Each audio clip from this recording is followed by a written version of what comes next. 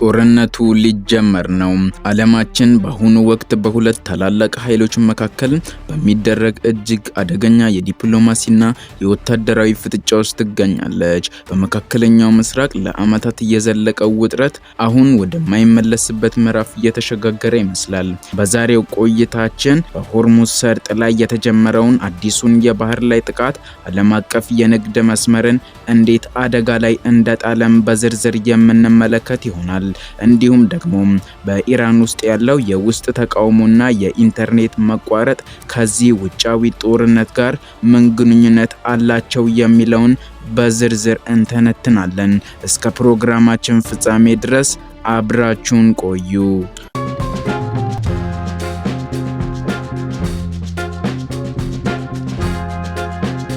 በቅድሚያም ኢራን በፓኪስታን አደራዳሪነት ያቀረበችው እቅድ በ30 ቀናት ውስጥ ጦርነት በቋሚነት እንዲቆም የሚጠይቅ ነው።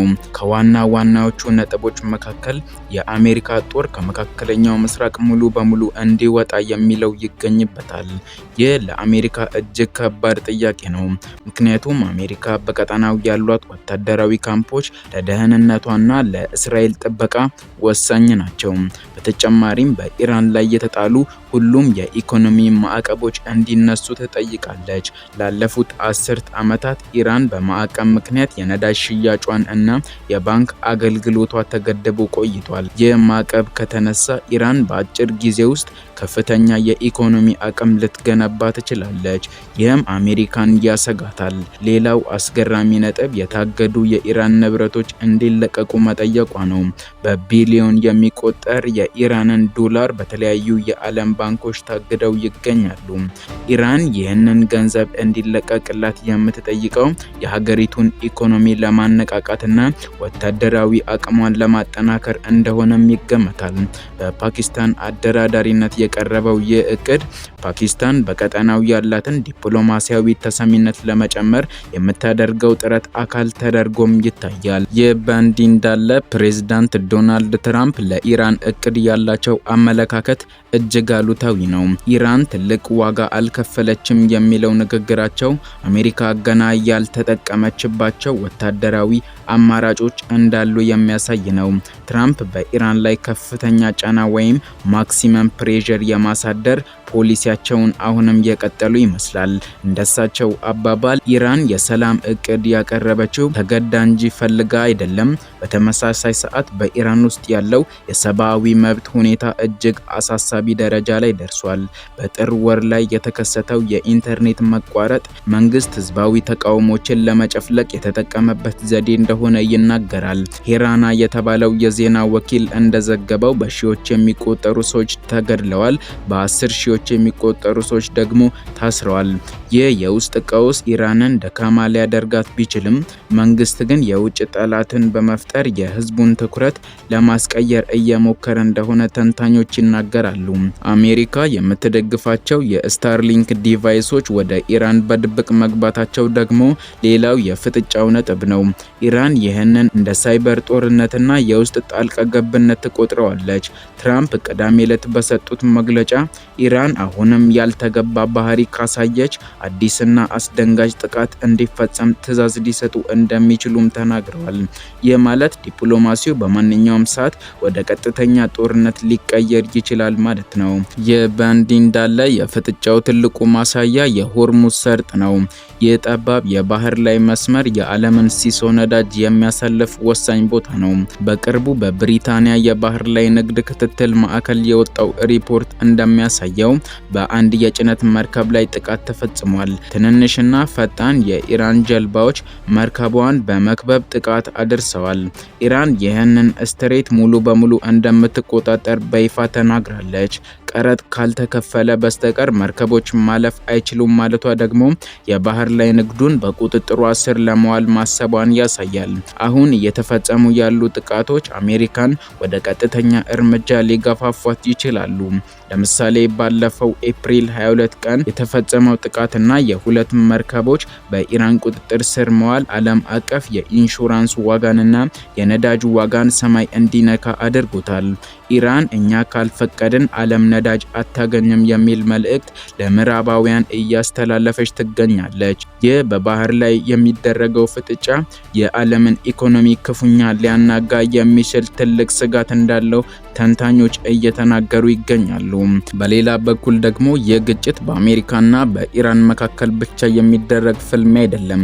ከጀርባው የዓለምን የኃይል ሚዛን ለመቀየር የሚሹ ሌሎችም ተዋናዮች አሉ። ሩሲያና ቻይና የኢራንን እንቅስቃሴ በዝምታ እየተከታተሉ አይደለም። በተለይም ሩሲያ በዩክሬን ካለባት ጦርነት ጎን ለጎን በመካከለኛው ምስራቅ አሜሪካ የምትወጠርበት ሁኔታ መፈጠሩ ለእርሷ ትልቅ እፎይታ ነው።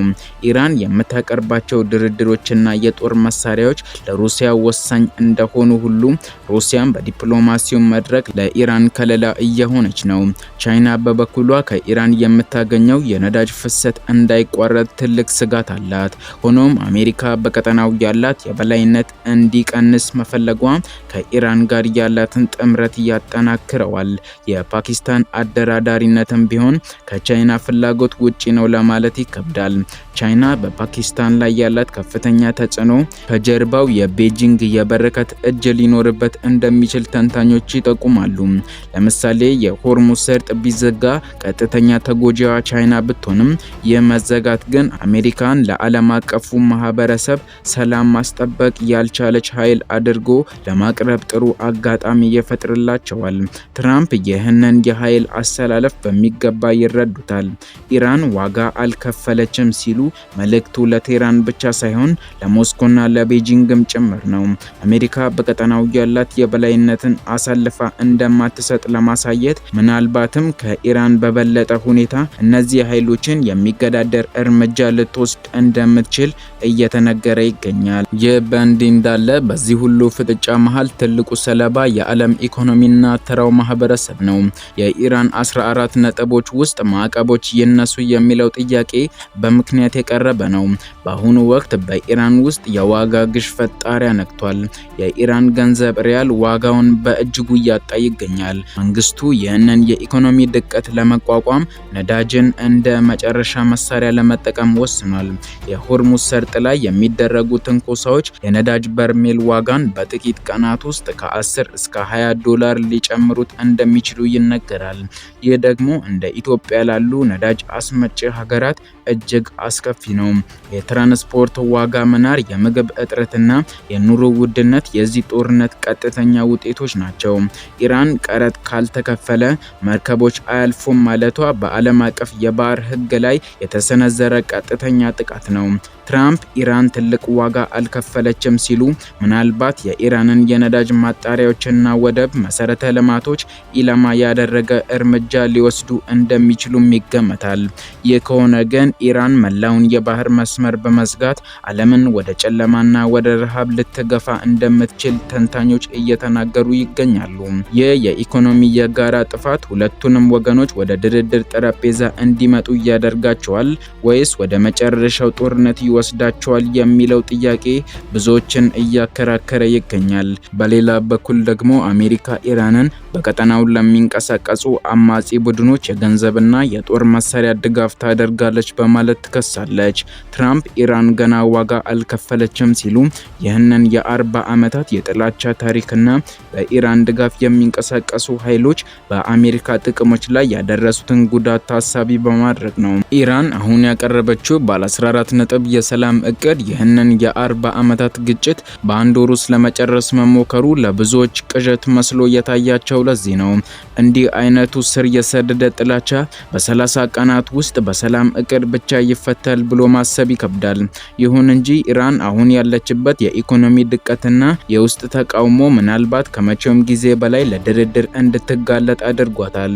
ይህ ታሪካዊ ጠላትነት ወደ አዲስ ምዕራፍ የሚሸጋገርበት ወይም ደግሞ ወደ መጨረሻው ሰላማዊ ድርድር የሚያልፍበት ትልቅ ሁኔታ ላይ እንገኛለን። ይህ በእንዲህ እንዳለ በዚህ የኢራንና የአሜሪካ ፍጥጫ ውስጥ ትልቁን ድርሻ የምትወስደው እስራኤል ናት።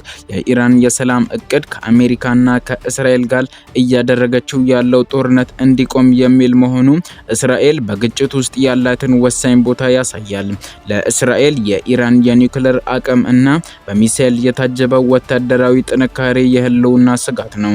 የእስራኤል ባለስልጣናት የኢራንን የ30 ቀን ቀነ ገደብ ልክ እንደ የጊዜ መግዣ ዘዴ ነው የሚመለከቱት።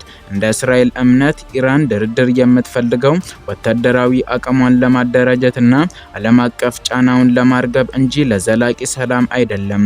ትራምፕ በኢራን ላይ የሚከተሉት ጠንካራ አቋም ከእስራኤል የደህንነት ፍላጎት ጋር የተመጣጠነ ነው። በቅርቡ በሆርሙዝ ሰርጥ ላይ የተፈጸመው ጥቃት እስራኤል ከኢራን ጋር ያላትን የጥላት ጦርነት ወይም ደግሞ ሻዶ ዋር ያስመለክታል። ወደ ቀጥተኛ ግጭትም ሊቀይረው ይችላል የሚል ስጋትንም ፈጥሯል። ለምሳሌ ኢራን በእስራኤል ላይ ጥቃት ሊሰነዝሩ የሚችሉ ተላላኪ ቡድኖችን መርዳቷን ካላቆመች እስራኤል በኢራን የኒውክሌር ጣቢያዎች ላይ ቀጥተኛ ጥቃት ለመሰንዘር እቅድ እንዳላት በተደጋጋሚ ገልጻለች። አሜሪካ ይህንን ጥቃት ትደግፋለች ወይስ በዲፕሎማሲው ትገፋበታለች የሚለው ጥያቄ የመላው መካከለኛው ምስራቅን የወደፊት እጣ ፋንታ ይወስናል።